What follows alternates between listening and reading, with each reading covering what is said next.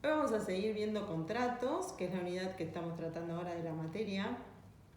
La clase pasada vimos el concepto, vimos uno de los elementos, dijimos que los elementos del contrato eran 3, igual que en los actos jurídicos, por eso yo les decía la importancia de que afiancen los conocimientos de una unidad a otra, porque una contiene a la otra. Los elementos del contrato entonces eran el sujeto, el objeto y la forma. Los sujetos ya los vimos, vamos a tratar de ver el objeto y la forma y la clasificación. El objeto de los contratos es aquello a lo que las partes se comprometen a dar, a hacer o a no hacer. Es decir, es la prestación. Las partes se pueden comprometer a dar una cosa, o las partes se pueden comprometer a prestarse un servicio o no realizar determinada acción. Algo más o menos habíamos estado viendo con los actos jurídicos. Es decir, en un contrato de compraventa la obligación es de dar. ¿Por qué la obligación es de dar? Porque me comprometo a dar una cosa a cambio de una suma de dinero. En un contrato nos podemos comprometer a hacer algo. Entonces, por ejemplo, contratamos a un jardinero para que nos haga el jardín de nuestra casa y en ese caso el jardinero nos presta un servicio, que es arreglar el jardín de nuestra casa, cortar el pasto y nosotros le pagamos por eso. Pero hay contratos en los que las obligaciones son de no hacer, es decir, me comprometo a no hacer algo. Y volvemos a dar el ejemplo de McDonald's y Burger King, que le compran a determinadas compañías. Por ejemplo, McDonald's compra papas McCain, pero McCain no puede, en ese contrato que firma con McDonald's, se compromete a no venderle papas a Burger King. Esas son obligaciones de no hacer. Este es el objeto de los contratos. Siempre vamos a recordar que en el objeto de un acto jurídico y en el objeto de un contrato, la prestación tiene que ser posible. Es decir, si a mí me ofrecen un viaje a Bariloche en enero para ir a esquiar, claramente el objeto es imposible porque en enero en Bariloche no hay nieve. Entonces, el objeto tiene que ser posible. No tiene que ser contrario a la moral y las buenas costumbres. No puedo contratar a alguien para delinquir. Y el contrato tiene que ser suscripto siempre por sujetos que estén habilitados para hacerlo. Entonces tenemos que el objeto de los actos jurídicos de los contratos va a ser todo aquello a lo que las partes se comprometen a dar, a hacer o a no hacer. En cuanto a la forma, hay algunas características particulares dentro de los contratos. Fíjense que los contratos siempre tienen contenido patrimonial. Esto es lo que no se tienen que olvidar nunca. Los actos jurídicos pueden tener contenido patrimonial o no. Los contratos siempre tienen un contenido patrimonial. Cuando hablamos de la forma de los contratos se pueden realizar de manera verbal o de manera escrita. Hay muchos contratos que suscribimos periódicamente donde no tenemos una forma establecida. Es decir, volvemos al ejemplo del jardinero. El jardinero que contratamos para que corte el pasto en nuestra casa, no firmamos ningún contrato con él. Hay un pacto tácito en virtud del cual él viene, corta el pasto y nosotros todos los meses le pagamos. Esto pasa con un montón de actores sociales. Pasa con el diariero que nos deja el diario el fin de semana en la puerta de nuestra casa y después le pagamos. Pasa con el señor que pasa entregando el agua en bidones en las distintas casas y les dejamos la plata abajo del felpudo. Todos esos son contratos. Y esos contratos no están escritos en ninguna parte, son tácitos, son verbales. Hay contratos, por el contrario, que son escritos. Estos contratos escritos son, por ejemplo, el contrato de locación. ¿Qué hacemos cuando tenemos que alquilar una casa por un determinado periodo de tiempo? Que a partir de ahora que cambió la ley de alquileres va a ser de 3 años. Lo que tenemos que hacer es suscribirlo. ¿Tiene alguna formalidad? No, no tiene una formalidad, pero lo hacemos por escrito para saber cuáles son las obligaciones y derechos de cada una de las partes. Sin perjuicio de esto, hay contratos que son solemnes y contratos que no son solemnes. ¿Cuáles son los contratos solemnes? Son aquellos en los cuales la forma es exigida por la ley, es decir, Vuelvo al caso de la compraventa de un inmueble. Las compraventas de inmuebles se realizan por escritura pública. Entonces, si yo realizo una compraventa de un inmueble que no está realizada por escritura pública, ese acto va a ser nulo. Y hay formas que no son solemnes. La del contrato de locación, que les estaba diciendo, en virtud del cual consignamos por escrito cuál va a ser la duración, cuál va a ser el monto a pagar, cuál va a ser el plazo para el pago, es decir, del 1 al 10 de cada mes, del 1 al 15 de cada mes. Eso lo vamos a hacer por escrito. Entonces, en materia de formas vamos a tener formas verbales y formas escritas. Y dentro de las escritas vamos a tener solemnes y no solemnes.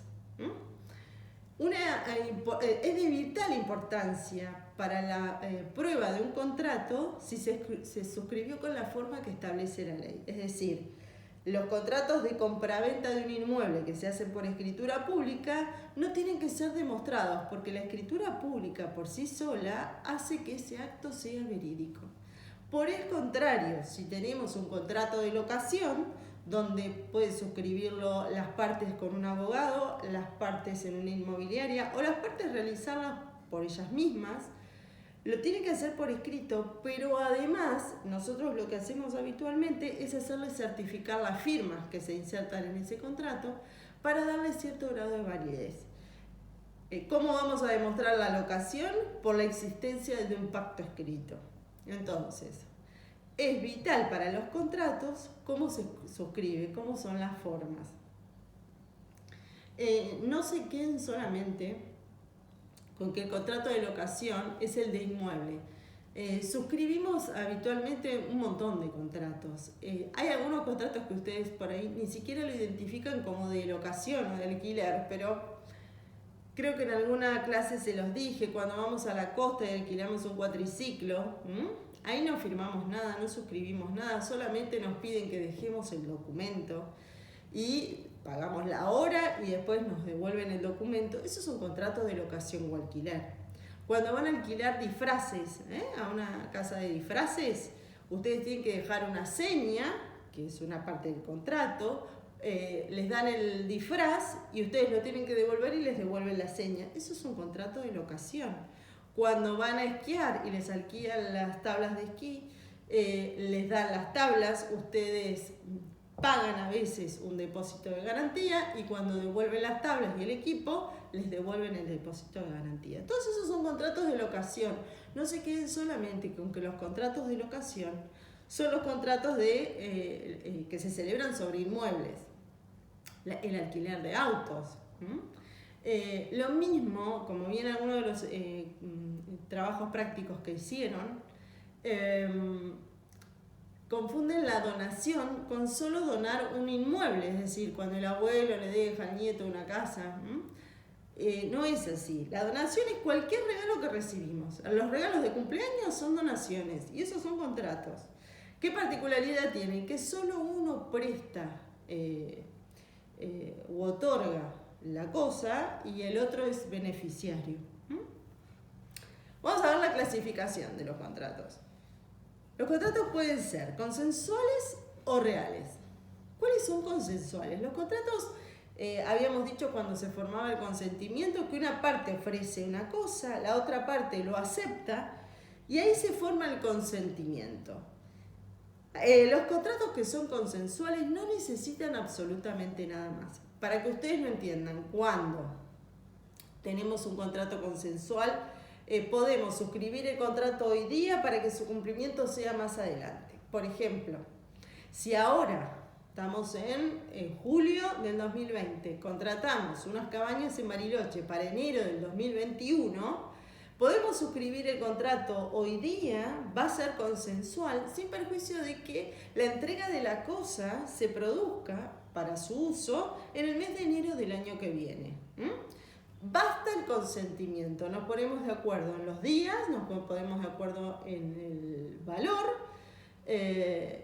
y con eso solo alcanza para suscribir, y pagamos, ¿no? Obviamente, y con eso solo alcanza para que esté perfeccionado el contrato. Pero hay contratos que no se perfeccionan de esa manera, que para que se perfeccione el contrato hay que entregar la cosa.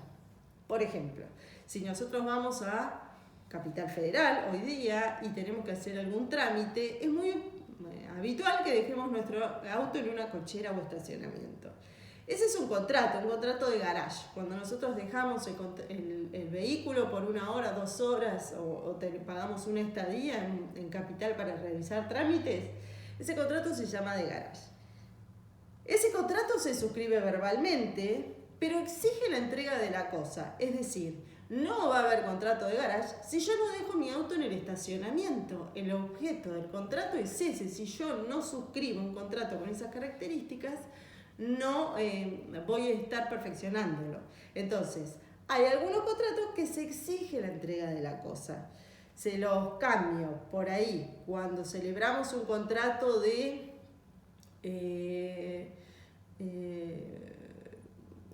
guardado de cosas, a ver, hay una prestación de servicios que consiste en que cuando yo me tengo que mudar y me voy a mudar a una casa más chica de la que tengo, buena parte de las cosas que tenía en esta casa no me van a entrar en la casa nueva. Entonces, ¿qué hago? Los dejo a cuidado de alguien hasta que yo las pueda trasladar. Ese contrato, en virtud del cual me van a cuidar las cosas durante el periodo de tiempo que yo necesite, exige que yo entregue las cosas al guardador. Si no, no hay contrato alguno. O cuando van a un restaurante y dejan su abrigo en el guardarropa, ese es un contrato también, contrato de guardarropa. ¿En qué consiste el contrato de guardarropa? En que yo deje mi ropa, si no, no hay contrato alguno. Entonces, los contratos son consensuales cuando alcanzan con que las partes se pongan de acuerdo y no haga falta entregar la cosa. Cuando las partes, además de ponerse de acuerdo, tienen que hacer entrega de la cosa, el contrato deja de ser consensual para transformarse en real. Los contratos pueden ser unilaterales y bilaterales, que es otra clasificación, y acá es parecido a lo de los actos jurídicos, pero ojo, los contratos unilaterales siempre requieren 2 partes, a diferencia de los actos jurídicos, que en los actos jurídicos unilaterales solo hay una parte. En los contratos unilaterales hay 2 partes. Una parte es la beneficiaria y la otra la que realiza la prestación. Entonces, en un contrato unilateral, como la donación, por ejemplo, me regalan algo, me regalan un perro, por decir algo, va a haber un beneficiario y uno que no es beneficiario. Entonces, solo favorece el contrato a una parte. Por el contrario, en los bilaterales, que también hay 2 partes, hay contraprestaciones recíprocas. Es decir, los beneficiarios son las 2 partes. Contrato de alquiler de un departamento. Te entrego el departamento para que vivas, me pagás el alquiler todos los meses. Otra clasificación es contratos onerosos y gratuitos. Los contratos onerosos son aquellos en los cuales se benefician las 2 partes, es decir, las 2 tienen una percepción económica. Compra-venta. Te doy la casa a cambio de un precio. En los contratos unilaterales, gratuitos, se beneficia una sola parte. Una de las 2 partes no tiene que realizar erogación alguna. Vamos a poner de vuelta el caso de la donación. Te regalo algo y vos no me debes nada a cambio. Hay otros contratos gratuitos, no es solamente la donación. Por ejemplo, el comodato. El comodato es cuando te presto algo para que lo uses y después me lo tenés que devolver. Te presto un departamento para que lo uses durante el verano de vacaciones por 15 días. Cuando terminan los 15 días me los tenés que devolver. Ese es un contrato gratuito. Ahí no hay contraprestación alguna, no se paga nada. Los contratos pueden ser nominados o innominados. Los contratos nominados son todos aquellos previstos en el Código Civil y Comercial de la Nación. Los que están taxativamente expuestos y los vamos a ver un poquito más adelante a través de exposiciones de ustedes. Y los innominados son los que no están contemplados en el Código Civil y Comercial de la Nación. Son pocos los que no están contemplados. Se pueden inventar nuevos contratos. Podemos crear un contrato a nuestra medida, todos esos contratos van a ser innominados. Los contratos formales son aquellos que tienen algún requisito para su celebración, es decir, compraventa de un inmueble se realiza por escritura pública. Y los no formales, como dijimos, son aquellos que no tienen forma alguna, alquilamos los cuatriciclos en la playa en el verano. Ese es un contrato de locación que no tiene ninguna formalidad. Y la última clasificación es conmutativos y aleatorios. Los contratos conmutativos son aquellos en los que las partes saben cuáles son sus obligaciones desde el inicio o celebración del contrato.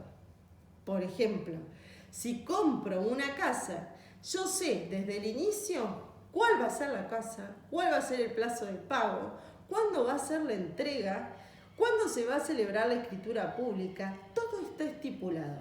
Esos contratos se llaman conmutativos. Las dos partes saben desde el inicio de la operación cuáles van a ser todos los pasos a seguir.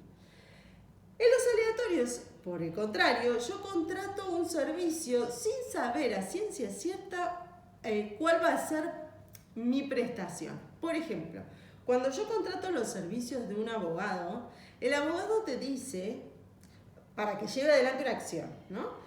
Te dice, yo te llevo adelante este juicio laboral contra tu empleador, pero vos me vas a pagar en concepto de honorarios el 20% de lo que recibas de indemnización.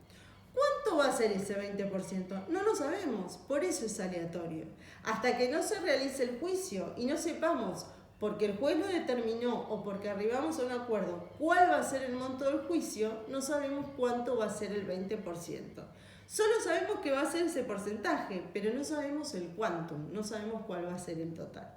Entonces, los contratos conmutativos, desde el inicio del contrato sabemos cuáles van a ser nuestras obligaciones. En los aleatorios, por el contrario, hay un alea. No sabemos cuál va a ser el monto de la prestación que vamos a tener que pagar.